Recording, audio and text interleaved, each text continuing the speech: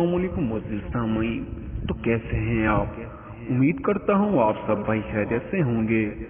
आज की इस हमारी वीडियो का टाइटल है गुर्दों के अमराज का इलाज। आज की इस वीडियो में हम गुर्दों के अमराज का कुछ इलाज बताएंगे और कुछ एहतियाती तदाबीर बताएंगे जिनको आप इस्तेमाल करके इंशाअल्लाह कुछ न कुछ फायदा हासिल कर सकेंगे।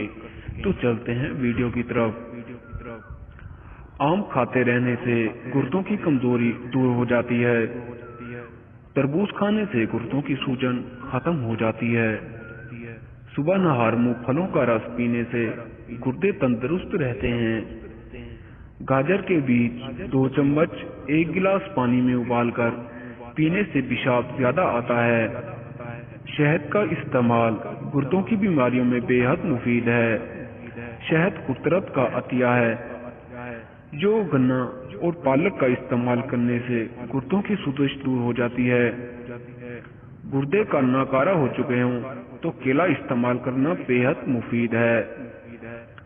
अगर गुर्दों की पथरी हो, जिन मरीजों के गुर्दों में पथरी हो उनको खरबूजे का इस्तेमाल ज्यादा से ज्यादा करना चाहिए।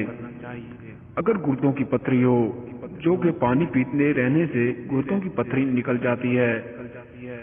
अगर गुर्दों की पथरी हो, पुख्ता जामुन खाने से गुर्दों से पथरी खत्म हो जाती है।